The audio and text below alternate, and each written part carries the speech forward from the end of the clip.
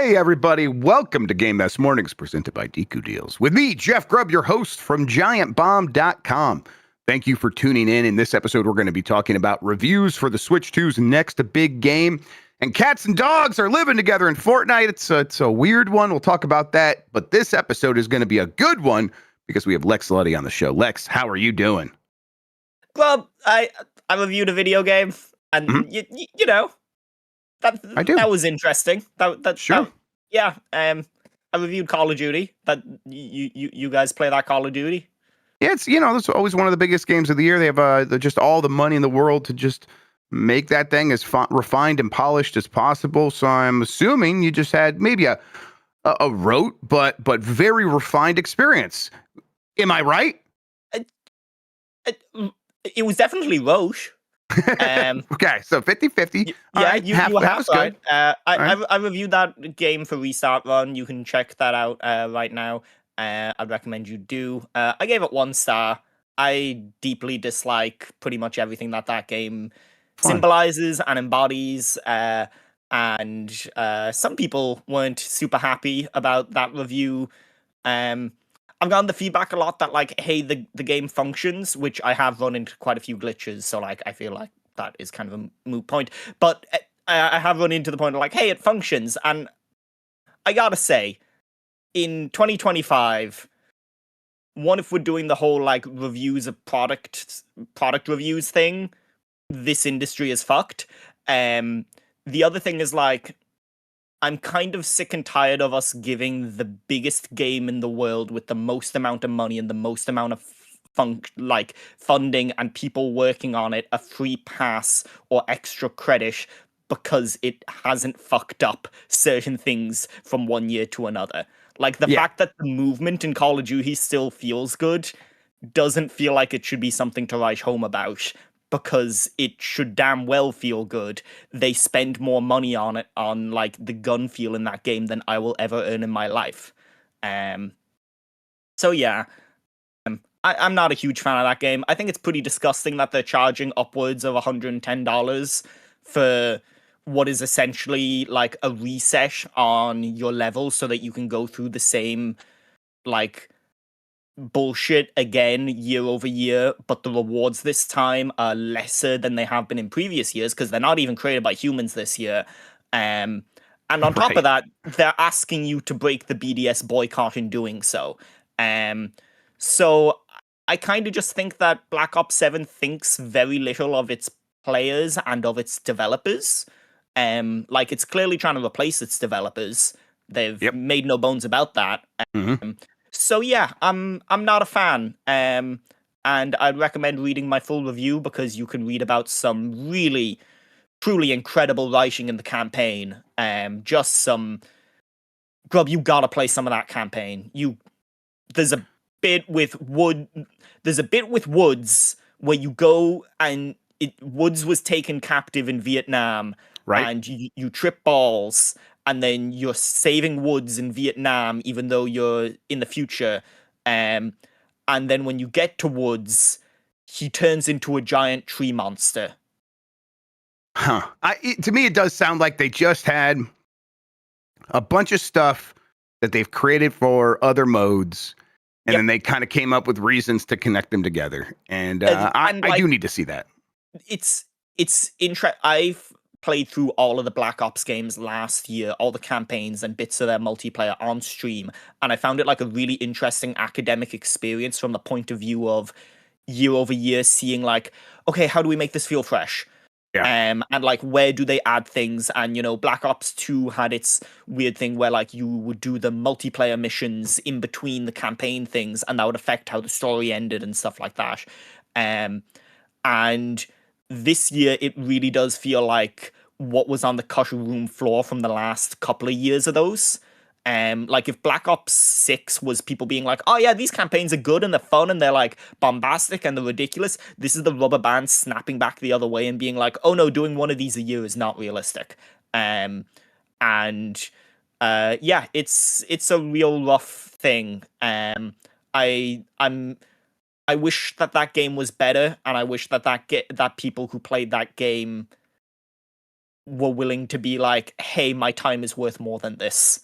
Because the idea of spending much more time on that game makes me sad. The idea that someone would put hours and hours and hours into that, and that would be the peak of video games for them for the year, that bums me out. Yeah, especially on a year like this where there's so many awesome games that have released and so many cool new ideas to try and experience. Even if all you want is multiplayer military style shooting, it's like, you know, you could try Arc Raiders. Not that that doesn't have its own sort of problems and own assortment of issues, including the use of AI. But it's like, I don't know, you know, if you're going to have a bunch of bad things, maybe try a new bad thing. I can only get so worked up about other people wasting their time. I've got my own time to worry about, but Call of Duty is certainly one where I look at it. It's like, this again, huh? I've tried to play that game. Did you see that they didn't put out numbers for the opening weekend? They were like, we're not putting out player numbers. I mean, this is certainly the one that was going to run into some problems, right? Because there is competition with Battlefield and Arc Raiders, and there is less excitement for this one, like being the sequel to Black Ops 6 and people generally liking Black Ops 6, I guess, in that fandom, but they did not seem too hot on this one. So, and it is the tail end of like the 5-year cycle that they've gotten trapped in of slowly pushing into the future and future tech before the fans are like, we hate this, and they're like, okay, boots on the ground, baby, we're bringing it back to boots on the ground. Yeah, are the rumors for what the next one will be? Next year's Call of Duty? Do we? I haven't have any heard, idea? but I haven't been trawling through. Like, I know people are way up to date on that stuff, but like, I have spent my last 2 weeks trying to unravel the lore of the zombies mode, and let me tell you, that's futile. Yeah, that sounds like a road to insanity. I have no interest in unfurling what they've done with zombies, which. It was always like, okay, cool, I'm going to ignore this. And then it became like one of the biggest things they had. People just love that. People love zombies, is what I've learned over time. All right, we should get into the show and explain ourselves. We're Giant Bomb. We're independent video game doofuses out here doing this thing on our own, and we need your support. You go to giantbomb.com/join, become a premium member to help support us and ensure the future of the independent games media. We're trying to do the thing. We're trying to grow. We're trying to do more and make things happen, and we can only do that through your support by going to giantbomb.com/join.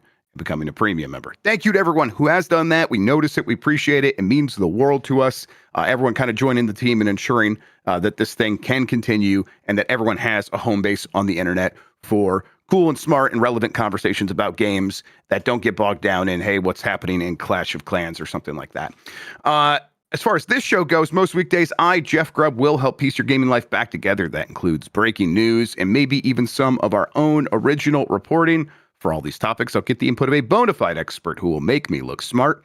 If you are watching the show live on Twitch, welcome. You can always listen to the show later on podcast feeds by searching for Game Mess Mornings or find the RSS feed on giantbomb.com. That's really simple syndication for those of you who want to know. You can also catch the show later with chapters and timestamps on YouTube. Hello, YouTube. All right, we have a lot to get into, so let's start the morning mess with those Kirby Air Riders reviews.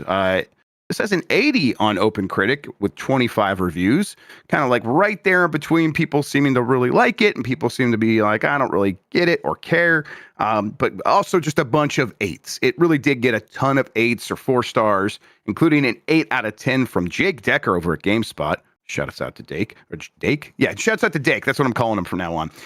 Dake says, Kirby Air Riders is an impressive package that makes the most of its deceivingly simple mechanics. That is a 7 out of 10 from Dominic Layton at the 6th Axis. Kirby Air Riders is a charming addition to the racing genre. Its unique outlook might not appeal to everyone, but it's still liable to find a raft of fans just like its GameCube predecessor. 4 stars from Chris Scullion at VGC, who writes, Kirby Air Riders really didn't need a combined 107 minutes of Nintendo Direct presentations to sell players on its merits, because it only takes a few races to see how fun it can be.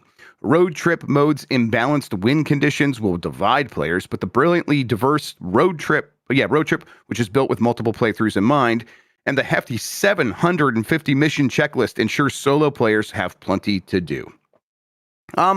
think I'm a little surprised that the game's being as well received as it is. I was expecting it to be a little bit more of a cult hit, and by that I mean a game in the 70s, a game that mostly people complain about, and then it does end up finding its fans. This sounds like maybe the best version of Air Riders we could have expected, and I'm more interested in it after reading many of these reviews. I did try it out in one of those tests recently, Lexi, and it was like for the online mode, you can only do city trials. We did some of this during the Extra Life Marathon, if people want to check that out. And that was frantic and a little bit confusing, but I think I got it by the end and was having fun like collecting as many passive upgrades as I could and getting items and sort of using those against other players and hitting them and stealing their stuff from them and then going to the mini games. It's like I kind of get this loop. This is pretty neat, even if it is just a little bit makes you feel schizophrenic a little bit. The racing mode, though, was really impressive in terms of the way it like visually presented itself. It looks fantastic, and that made me want to get over the hump of I don't ever quite feel like the machines are drifting in the way I expect. So, as a reminder, Kirby Air Riders is a like one, now maybe 2-button game where the machine is always going. It's always going forward, and what you can do is hit the button to brake, and that brake starts a drift, and you want to like drift into these turns, and then when you let go, you have built up a little bit of a boost, so you boost out of the turns. It sounds like it should feel really good to me, but the machines I was using or whatever, none of them really felt like they clicked in a way where I'm like, okay, I am drifting in the way I expect it to feel. So I think I'm gonna need some time to like learn the way this game feels, which feels antithetical to the idea of a 1-button, very simple racing game. But that's where I'm at. Lexi, any interest from you in Kirby Air Riders? I think the thing, speaking to your point, Jake brings up in his review, but Dake, please. Dake. The difference in feel of the different vehicles, of the different machines, is really where a lot of the mechanical depth comes from. So he does say in his review, like, there are some of these machines that you just do not want to use on certain tracks. Yes. So, like, I do think that there's some way that drifting will feel much better for you. I haven't played it yet, and I didn't get to play any of the tech test. I do want to play it because as someone that put like 300 hours into Mario Kart 8, I have been left wanting a little bit more from Mario Kart World, and I think something like this could really fill that gap. And the big downside about this game is like it's pretty expensive, you know, especially if you want to buy the amiibo to do all the amiibo stuff that they dedicated so much of the directs to. That's like, it's $80 for the game, and then it's $30 to $40 for those amiibos. That's a lot of fucking money. It's a lot of money. And I know people are saying like, yeah, there's like a lot of content in this game, but it's a big ask for a game like this. And I really like the look of it. I love the aesthetic of Kirby. Like, I say this a bunch, like, for as much as people have started associating me with loving Kirby, I don't actually love the games that much. I just really like fucking the vibe of Kirby. I'm just like, this is a good dude. This is a really good dude. We should have more of this dude around. He should be invited to all of our parties. Absolutely. And eat all the food. But, like, yeah, it's weird looking at this Metacritic page too, because it really is like the mean and the mode average are almost the exact same with these scores. It's wild. Yeah. Yes, it is. You're right. It is pretty interesting to see. It's like everyone just kind of agrees of like what this game is, and it's I don't know. To me, that's like for some reason seeing that does get me more interested. It's like, okay, like I feel like if I spend my money on it, I know exactly the quality level that I'm getting and how into it I'm going to be. I am curious. Like I do see like people be like comparing it to Mario Kart and Sonic Racing and being like, yeah, this is another one that kind of matches those and can be a full alternative. It's something maybe you can give to kids and they'll enjoy it. I'm like, okay, you know what? I'm going to go for it. I'm going to play this with the girls, see how they feel about it. We'll see. I think that, like I said, I'm going to need some extra time to sort of suss it out because you can end up in situations where, and I think I appreciate this about the game. It does feel like it's it asks you to like learn its language a little bit, but you can end up in situations where you pick a vehicle that's just wrong for the track and wrong for like those mini games. Because that was doing the city trials, and it's like, oh, I really want to do this mini game, but all of the passive abilities that I picked up during the city trials collection phase maybe make it so I'm not like ideal for this particular task, and I might be behind some of the other players who are spec'd specifically for that. Now, they do give you a little bit of like, hey, we recommend you do this mini game, and I appreciate that. So it's like I probably should just go that route. Most people should, but it's like I want to figure out why the things I'm collecting make my racer more suited for one of these mini games versus the other. So I'm going to play some of it. We'll see. And at the very least, I just think it looks stunning, at least in the racing mode. So we'll go for that. You know, these Kirby games, they do have a good vibe, like you were saying. And if they can continue to trade on that aesthetic in a way where it's like, and we're putting the effort into making it visually really like appealing and well done, then I'm like, okay, I'll be on board for that. The pricing. This is an $80 game, you said, right? $80? I think it's 80 or 70, depending. It's weird for me in Europe. I thought it was 80. Yeah. I'm just gonna some Nintendo games are now pushing $80 for me in Ireland, which sucks if I want to buy the physical versions, or €80. So I'm not sure how much it is for you. But Grubb, you know, Sakurai has gone out there and he said, like, this is probably the end of the series and I want this to be a complete package and I don't envision us doing any more of them. What are the odds he gets sick and tired of people taking it too seriously and ads tripping? There's always the chance. And frankly, I just wouldn't tempt fate there, everybody, because he'll do it. He'll fucking do it. Yeah, it's $70 in the United States, $100 in Canada. Sorry, everybody. Yeah, that you're right. The pricing still kind of stings a little bit. I've not been asking Nintendo for codes recently. I've just been buying all the games. I might ask for this one. Spending $70 on this just feels rough, but I don't know. We'll see how that goes. I'm also just not going to buy the amiibo. I've never really done that. What does that get you here? Did you understand that? Kind of, you know, the stuff in Smash, where you can kind of, the stuff that Dan did during Right. COVID, where he kind of had his fighters or whatever, you can basically kind of like train up your amiibo characters or whatever. I think I didn't watch all of those fucking directs. I was in Germany for one of them, watching it in a cafe, and I was in Japan for the other one. So I missed most of the Kirby Air Rider directs, and I just poked my head up every now and again and was like, how long? Mm-hmm. Yep, it's 107 minutes total between those two directs. Okay, like I said, I'll spend some time with the kids, play some of it myself, and we'll report back. Probably talk about it on the Bombcast next week. Grubb, I will just say one final thing. You give off Please. Rick vibes. Thank you. I love that. I love that fucker. That's the hamster. Is that what it is? The hamster that you rode in Kirby's Dreamland 2? Yeah. I like Rick. All right, let's keep going here. Epic announces partnership to bring Unity games into Fortnite. What in the hell? This is from Sophie McAvoy at gamesindustry.biz. Let's read this whole thing so we kind of understand what we're talking about here. Epic Games and Unity have announced a major partnership allowing developers to publish Unity titles in Fortnite. Revealed today during Unity's annual developer conference Unite, the collaboration will also see Unity bring Unreal Engine support to its platform. Early next year, developers will also be able to manage pricing, promotions, and live operations with Unreal. Additional information and product timing will be shared in 2026. Here's a quote. "We're excited to partner with Epic Games to create more opportunities for game developers around the world," said Unity president and CEO Matt Bromberg. "Choice and open systems create growth for everyone in the gaming ecosystem." Epic Games founder and CEO Tim Sweeney added, "Just like the early days of the web, we believe that companies need to work together in order to build the open metaverse in a way that's interoperable and fair.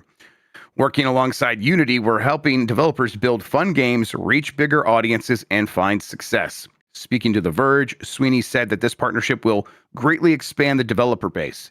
He also clarified that there will be a review process for whether Fortnite experiences are made with tools from either engine. "As this evolves into a completely open system, we'd only have reviews for the stuff that we host," Sweeney explained. "Anybody would be able to put anything anywhere, and people would be able to browse it like you do in a web browser today. Okay. What? I tried to like understand this better. Unity games in Fortnite.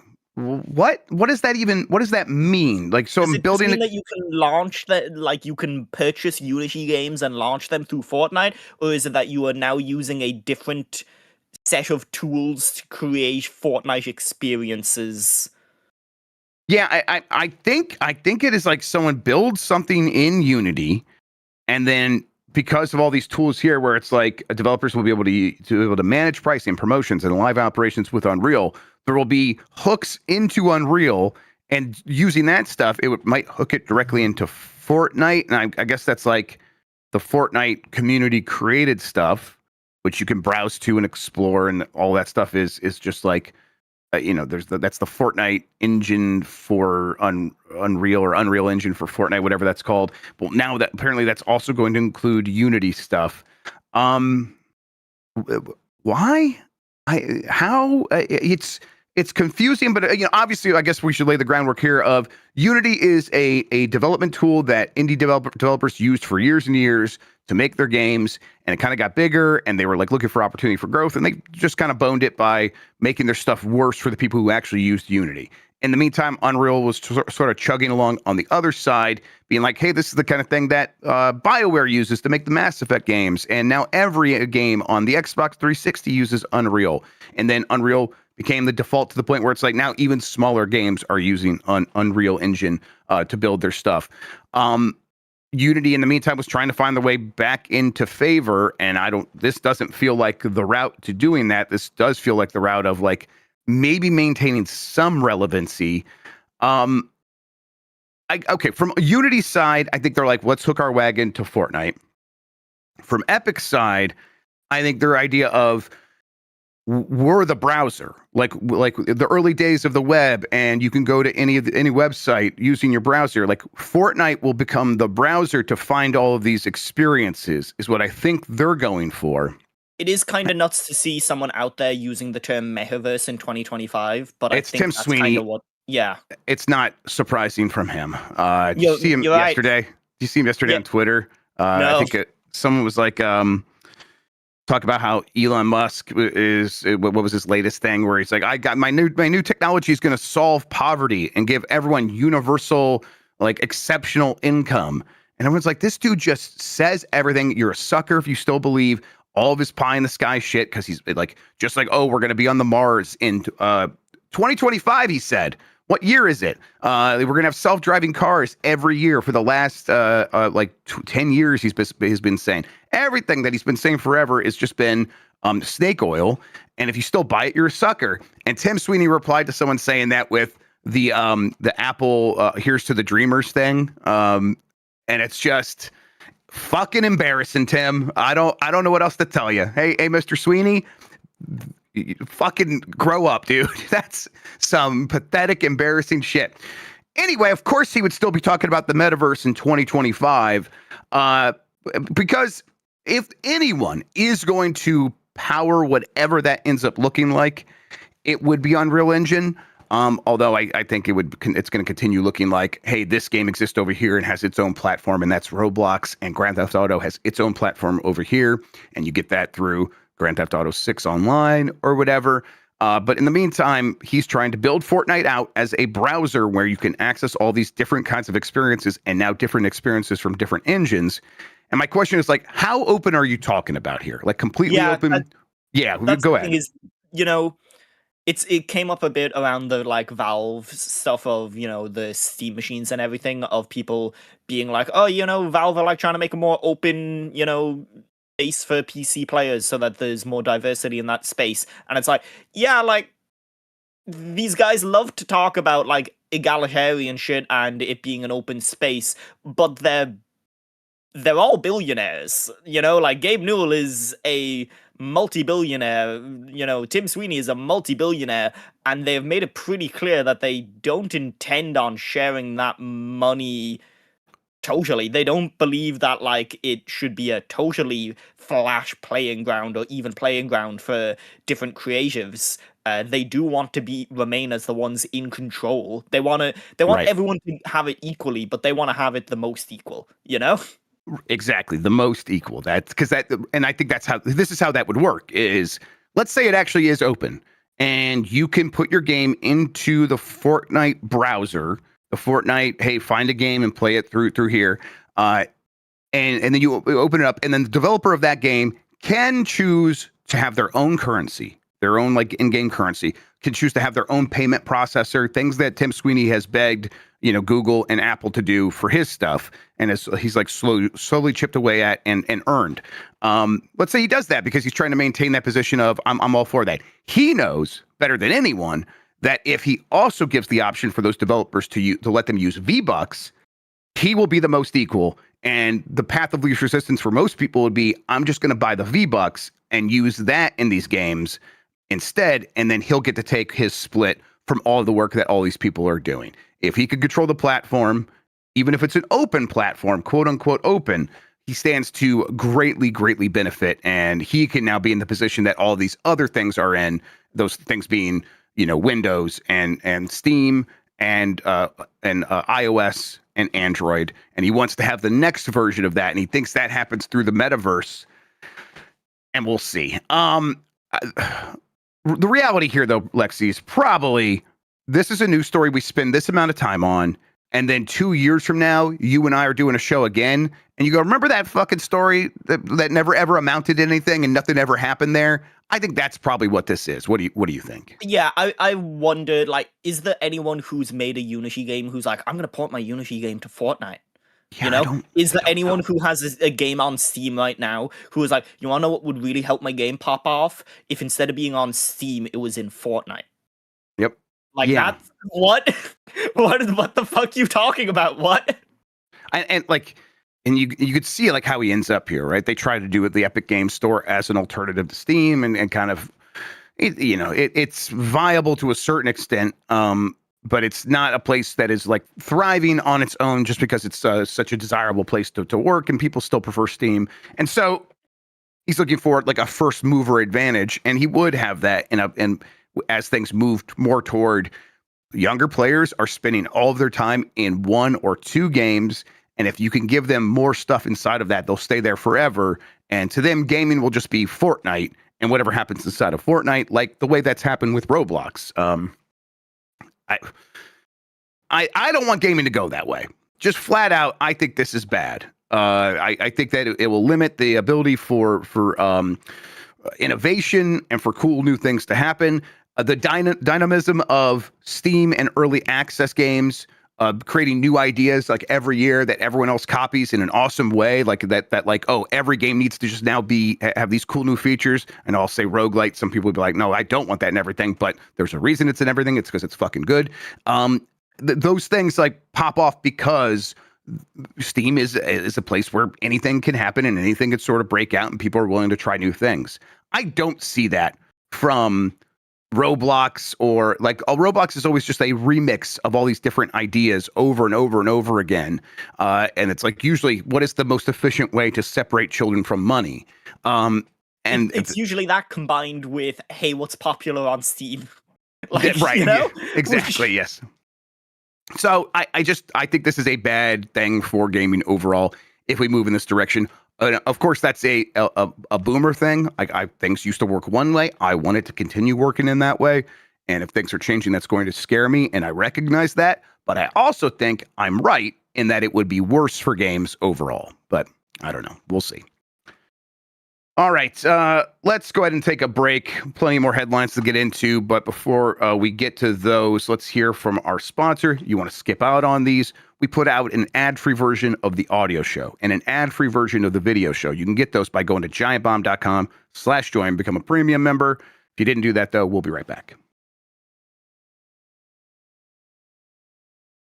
Jan, you taught me to overcome my fear of sharp objects. I want to teach you how to overcome your fear of saving money. No, I don't wanna. I will only ever pay the manufactured suggested retail price. Stop. You don't have to live this way, because now there's Deku Deals. The double D? That's right. Deku Deals is the best way to find deals on any major gaming platform or store. I don't want no bunk out-of-date coupon code, Grubb. It's nothing like that.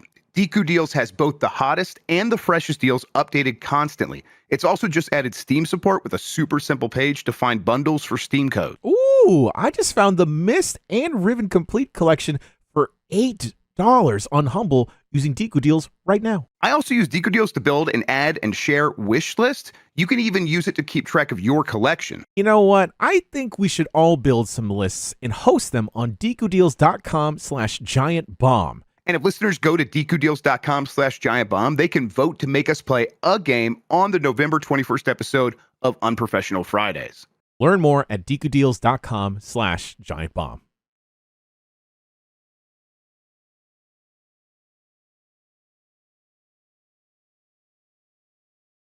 All right, we're back. It's Game Mess Mornings. Jeff Grubb, Lex Luddy. Lexi, let's get back into it. Megabonk's creator withdraws from the Game Awards after nomination. Says, I'm not going to feed you to my family. This is from Alex Hopley at Game Reactor.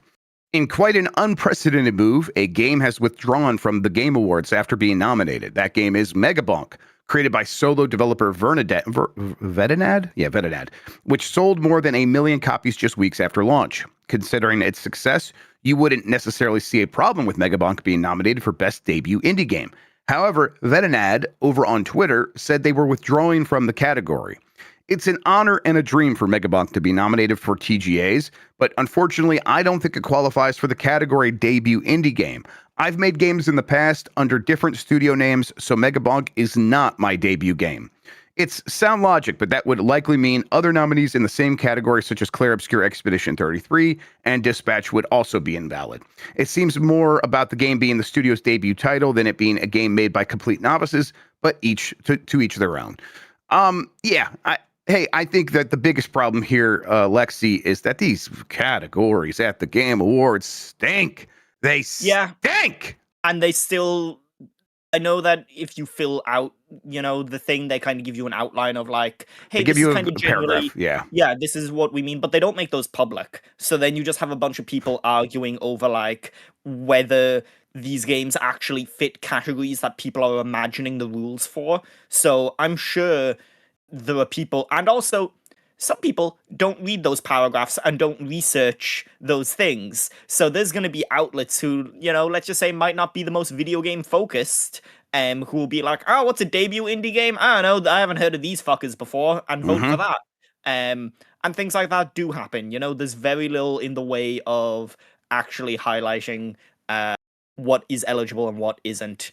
And yeah, it's another reason why the Game Awards don't make sense as an award show. I was looking, they put out the jury this year. Some interesting omissions of like game developer aren't on there, and gamesindustry.biz aren't on there. As far I might have missed them. I wonder if that's because they've all become IGN. I don't know if that makes any sense. I have no idea. But there's kind of like there's big aspects of the industry that I feel like still aren't being hit. There's definitely an imbalance in certain countries that, get represented. It's very America focused, and then Japan has like 4 or 5 outlets compared to like America's 16 or something. So it's weird, but again, putting too much stock in the Game Awards is a really unhealthy way to think about anything, because you're inevitably going to lose your mind. So I would recommend just not doing that. If you want to watch it as a trailer show, go nuts. That's fine. You can watch it as an award show. Just don't take it too seriously. That's the way I do it, and I tell you, I have a pretty good time, even with the awards. I especially think the commercials are fun because they're usually especially last year was pretty exciting, I thought, and I even thought the awards were fine. It's just don't think about it too hard, because it ain't that serious, bro. Like, that's the summation of what the Game Awards and where they're at is. I do really don't take it more seriously than the people putting together take it, and that is not very much. I do really appreciate like streamers who need to be impassioned and have a take on these things being like, oh, this shit is rigged, man. Like, fucking Arc Raiders wasn't nominated for Game of the Year. And it's like, oh honey. Yeah. You have no idea how little the people voting for, like, this comes in. There's newspapers on that jury voting body, And it's not like the gaming departments of the newspapers, it's just sent to the tech editor's desk. And so they're like, I don't know, I heard of fucking God of War. Sure, go with that. And it's like, it's 2025. There was no God of War this year. And that's what gets voted for when they vote for it. Like, putting too much, thinking that there's a grand conspiracy in these things. The reason Kojima always comes up when his products come out in these things is because a lot of people who report on video games know about Kojima.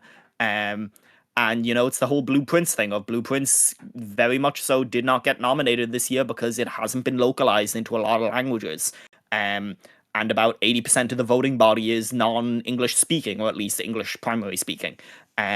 So yeah, like, of course. Anyway, who cares? Who cares? Ultimately, who cares? It's a fun award show. Have fun with it if you want to have fun with it. Don't have fun with it if you don't want to have fun with it. Exactly. But Jesus Christ, just move on with your life. Yep. It's it does become like just this focal point of conversation when those nominees get announced, and I used to get like pretty frustrated by that because it's like he just woke up one day and said, "I'm the awards," and you don't have to accept that when someone does that. You don't have to. You could just be like, I disagree. And you can put your focus on other awards, like the real video game awards that happen at giantbomb.com each year, or the ones the developers vote on, I guess, at like DICE or anywhere else. The GDC awards. Those are great things, great alternatives. I've realized, you know, the battle's lost. He's won the war for people's attention, which is the thing that really matters for this stuff. So I'm going to let him have it. And I will ignore instead when people have their opinions about the nominees for the most part. I'm sure I'll get sucked into it. I say I will ignore it. I'll ignore it until I get annoyed by something, and then I'll be a hypocrite because that's just human nature. But for now, for this year, I was just like, yeah, I have just no desire to have any of these conversations about any of these things. I'll watch the show when it's here. If a game I like wins, great. If a game I don't like wins, who gives a shit? I just hope that some cool, fun stuff shows up there, and I can generally cheer on video game developers at this thing. You're like Marge at the horse racing in The Simpsons, of like, can't I just bet that they all have a fun time? That's exactly like, you're looking for wusses betting. Yeah, listen, I'll bet for everyone to have a bad time. I'll go either way on that. Okay, fair. All right, let's keep going here. Dragon Quest creator Yuji Horii thinks he'll continue working on the series until he dies. This is from Nintendo Everything. Retirement doesn't seem to be on the mind of Dragon Quest creator Yuji Horii. In fact, it looks like he's interested in continuing working until the day he dies. Horii spoke about his future in an interview with Game Informer. He spoke about his love for Dragon Quest and how he thinks he'll be working on it until he passes away. That said, he wants to see Dragon Quest's 50th anniversary in 2036. Here's a quote. You know, in recent years, there's been increasingly more areas where I rely on the other members to work on parts of the Dragon Quest titles, but I would still like to keep myself involved to oversee everything. I do consider Dragon Quest to be my child. I just really love it. And in that sense, I do think I will work on it until I die. I think the next goal for me, though, is to witness the 50th anniversary in 2036. Obviously, there's, you know, Dragon Quest 1 and 2 HD 2D remake recently. Dragon Quest 3D, or Dragon Quest 3 HD 2D, I should say, came out last year. There, you know, they have to talk about Dragon Quest 12, right? Or is it 11? 11, 12, right, because 10 was the MMO, 11 was the last one we got, now we're getting 12. It's always hard for me to keep track of that. We should get news on that at some point in the future. But yeah, I mean... At some point. Yeah, at some point. Part of me like really respects this, of like someone just found their thing and they're going to do it forever. I'll do this forever, so who am I to sit here and judge and be like, you should take care of yourself and go retire. People like to work, and it seems like he likes to work. So this is cool to see.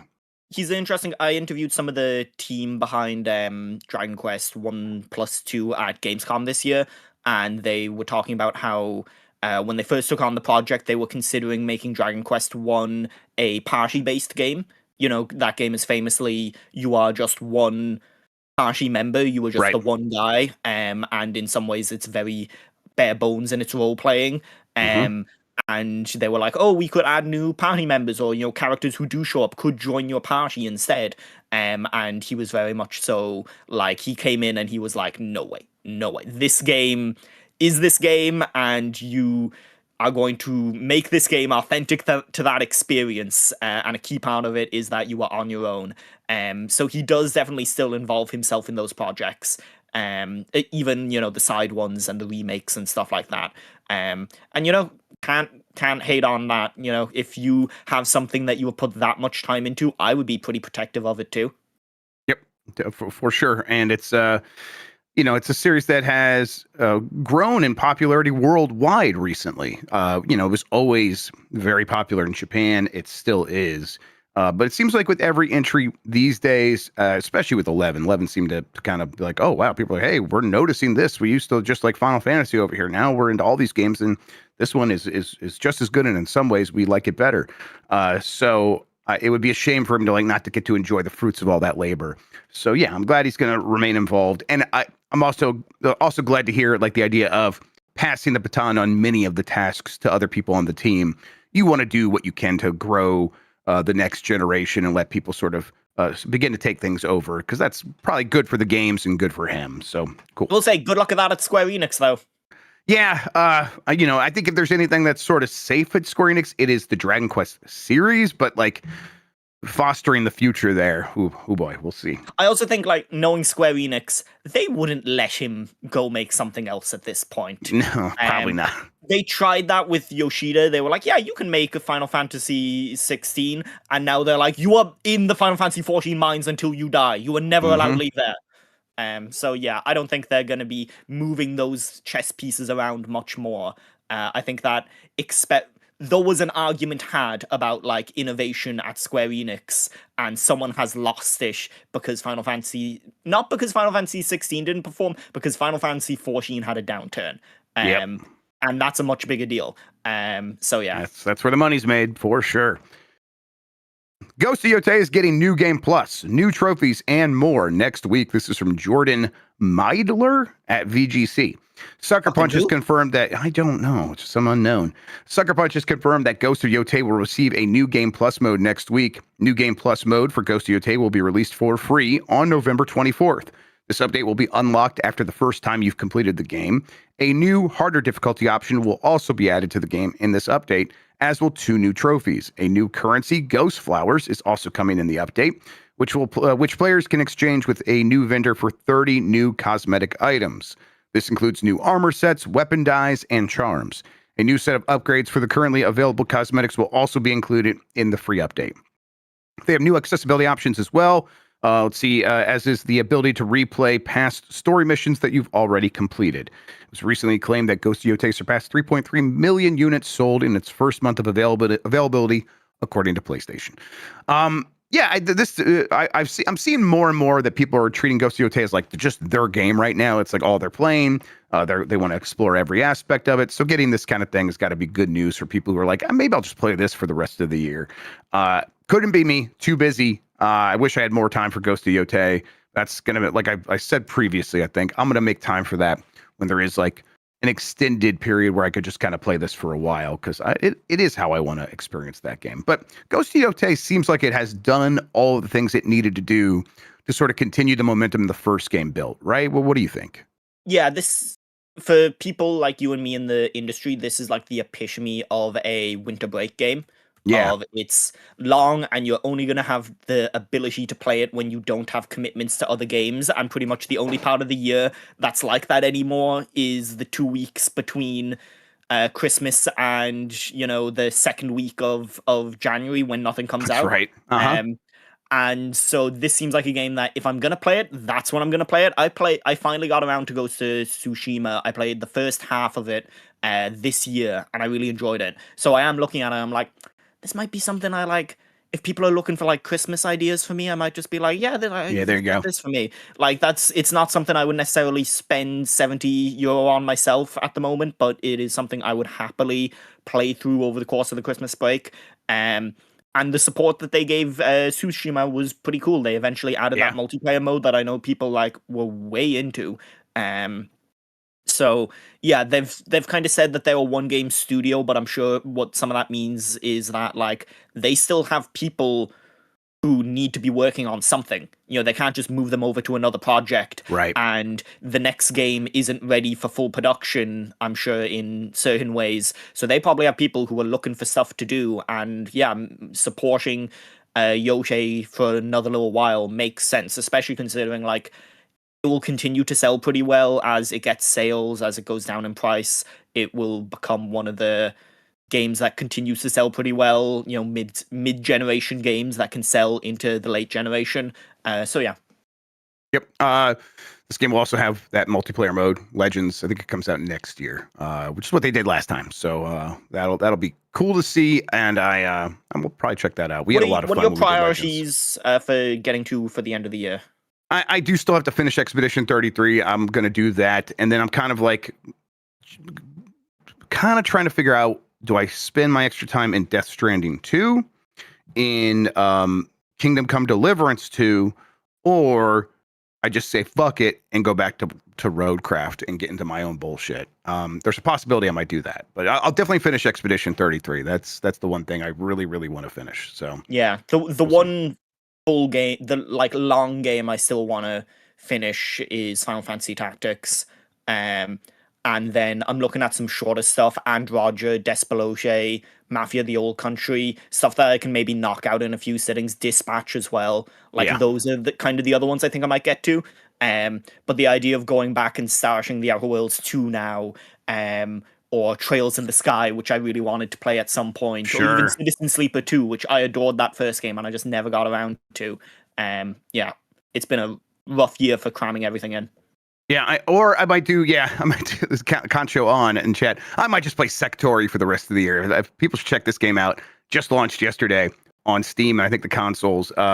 It is a Geometry Wars game with roguelite elements. I saw that. It looks cool. It's very cool. I've been playing the hell out of it last night. It was it's got some smart ideas where it's got this burst where you kind of charge forward, and if you charge forward into a power up, a pickup, you immediately get that charge back, so you can kind of chain them together, and you get those power-ups on the screen by killing enemies and picking up the little charms that they drop. And so it's like you kind of begin building up this cycle of like, all right, kill these enemies, get some power-ups on the screen, maybe wait a moment for more enemies to pop on until you get overwhelmed, then charge through them into a power-up, do another charge to keep clearing them out, and then now you've picked up the power-ups, and it does a I think it's Gradius. I think it's a Gradius style power-up system where the more of the power-ups you collect, the more up the chart it goes. And it's like if you have one power-up, you can upgrade your speed. But if you don't spend it on speed, it goes up higher. And eventually you can like upgrade your weapons or upgrade your shields and stuff like that. So just a really well-designed game from former Housemarque folks. So it's got that Finnish, refinery to it. Not to add another game to your backlog, but have you seen anything on the Saints of Blake Manor? I've seen it. I still don't know what kind of game it is. I know some people who worked on it, so obviously, they're in the Irish. They're all in the Irish games scene. But it is basically like an Irish version of Return of the Obra Dinn, about trying to pay back a mortgage on an extremely expensive house before you get kicked off the land by the English. So it's something that from a political view, I think you'd be way into, and from a puzzle point of view, I think Dan would be way into. Okay, very cool.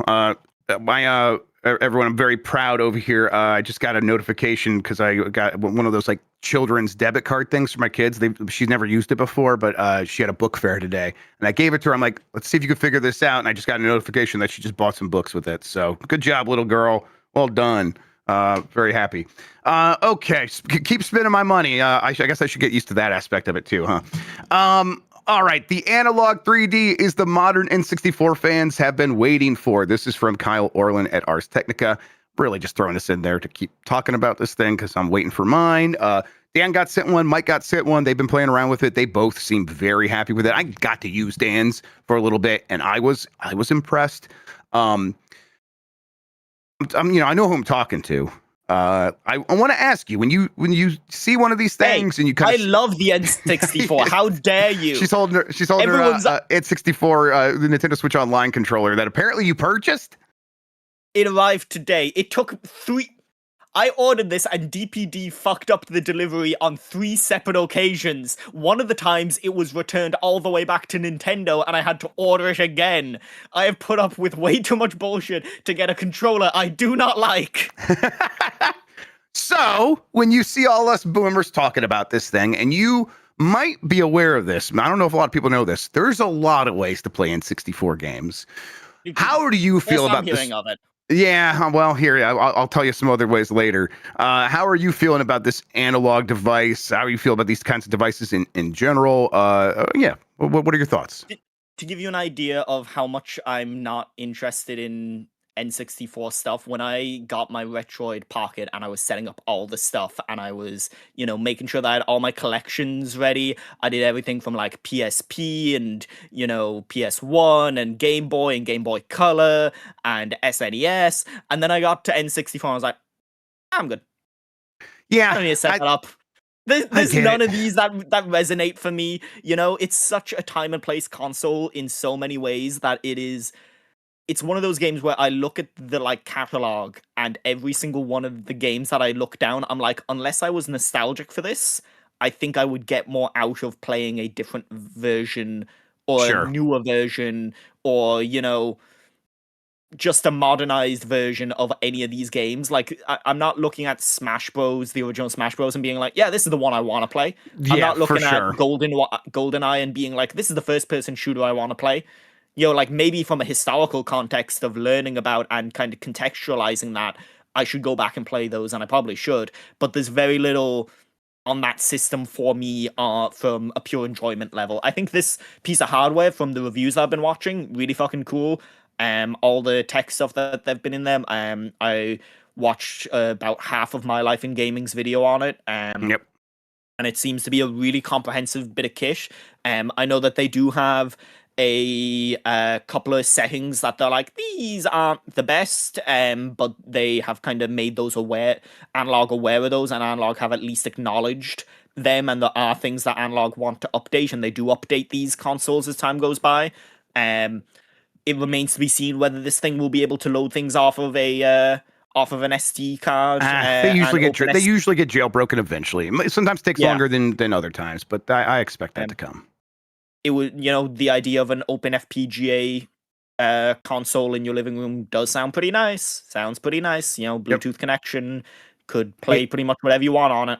It won't be open FPGA, it doesn't seem like. So it's like if other cores get supported on it, it'll probably be pretty limited. But yeah, I definitely have the nostalgia. I also have a lot of experience with it now. So it's like, I know there's some deeper cuts that people just, when you look at the library, you don't know that there's these games in there that are worth playing when you just look at them. Cause it's like, this just looks like either generic bullshit or maybe there probably is a better version. Well, no, there actually isn't a better snowboarding game than 1080. There isn't. There isn't a better water sports game than Wave Race. But you kind of have to know that going into it.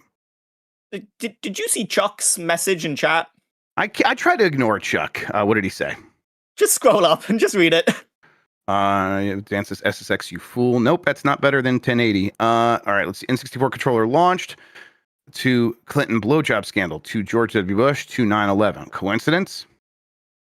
No, I don't think so. Yes, I think that's someone said those are the Z triggers. I'm sorry, what was that? When you get in that HR department, I've said this a few times. Here's the bad news. I think it might be Chuck. Yeah, that's so no. Hey, if people want to, God, it's so hard to recommend N64 games. You know what? Here's a cool one to try: Sin and Punishment. Try Sin and Punishment, everybody. That's a treasure game. Oh yeah, that's a weird one for sure. That's where the N64 really is. I do think it's a debate between that and the Saturn and the Dreamcast for most interesting console. These are weird. It's a weird system with a lot of weird games and a lot of weird ideas, and it's probably worth exploring academically. Oh shit. Okay. Well, then we're all screwed. All right. Let's see here. We should start wrapping things up. Tales of Berseria Remastered announced for PS5, Xbox Series, Switch, and PC. It's from Sal Romano. Publisher Bandai Namco and developer DAG have announced Tales of Berseria remastered for those consoles. It will launch February 26, 2026 in Japan and worldwide February 27th, so a day later. Standard version will be $40. There's a deluxe version for $60. Yeah, I know that this is not one because yeah. Go ahead. Yeah, this one is pretty playable as is. Like you can get it on Right. PS4. There's a lot of other Tales games that people have been dying for remasters of for a long time now that aren't playable on modern consoles. So I think a lot of people are expecting different ones. To this, it's nice, but I don't really see much of the appeal of this one. Especially considering you can literally buy Tales of Berseria on your PS4 right now, and it's a pretty good version of that game for like maybe $15. So I'm not sure. Yep. And then finally, Cho Aniki Collection for PC now available. This is from Sal Romano at Gamatsu, the PC version of Cho Aniki Collection, which is, I think, probably the number one homoerotic shooter that you can possibly get. It was on Switch. It's now available on Steam. Let's see, it is 10% off right now, so you can get it for $44.99 until December 2nd, when it will go up to $50. Remember back before games were woke? Yeah, this is when just men could be men, right? This is when it was just okay, and you didn't have to have women ruining the workplace or ruining video games. No women here. Don't worry. Man, Cho Aniki, I love these games. They were always a curiosity to me when I would read about them in video game magazines, and then finally getting a chance to check them out. It was a lot of fun. They are absurd, and really that's what they're going for. It's kind of absurdist humor, and I don't know. They're worth checking out. Okay, that does it for the headlines. Let's get to the poll question from from Monday's episode. Let's go ahead and refresh that. Make sure we have the most recent results there. Yep. Do you think the Zelda movie looks good? I'm going to say yes, along with 57% of respondents. 43% said no, and that's with over 2,000 votes. So a little bit split. We haven't seen a ton. But early on, I'm feeling a little bit more confident about it. So I'm kind of like going to get my hopes up a little bit. Lexi, how about you? Like, where are you at with like what you've seen from it so far? I think the Zelda movie is coated with the goat sauce. So yeah, that's my young person take on it. Man, the young people out there are just out there coating with the goat sauce, and I'm just not sure how I feel about it. All right, we have a new poll question we'll get to in a second. Before we do that, though, Lexi, why don't you tell people where they can find you on the internet? What you have going on and all that good stuff.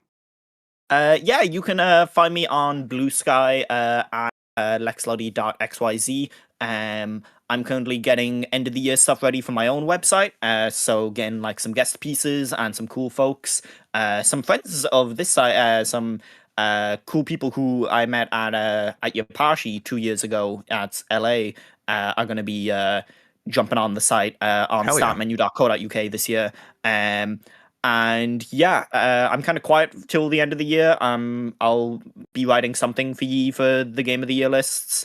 Yes, you will. But yeah, I've kind of finished off my reviews and my work for this year. So now focusing on pitching work for next year, going into January and February. So if you're looking for someone to help you cover the early months of next year, let me know. All right. Thank you so much. Let's see. New poll question. Are you interested in the Analogue 3D? Yes, no. What is that? Those are your options. Talk about it on tomorrow's show here on Giant Bomb. Speaking of Giant Bomb, we are going to be talking about our top 10 games of the decade here on our stream here pretty soon. We did those lists for Deku Deals, and we're going to talk about that very quickly after this. So stay tuned. Anything else? I don't know. We're going to try to get this is the run in at some point, but like I said, Dan's is a little bit busy, so we'll work around that. Let you all know when we have some more information there. And then I did some more dispatch this morning, so I'm on episode 5. I'll try to do episode 6 tomorrow morning around 9 a.m. Eastern time. All right. I think with all that out of the way, Lexi, thank you so much for hanging out with me today and talking about video games. I really appreciate it. Anytime, Grubb. Always happy to hang out. And thank you all for watching and listening. You are the best audience in gaming. Until next time, have a good one. Take care of yourself, and goodbye.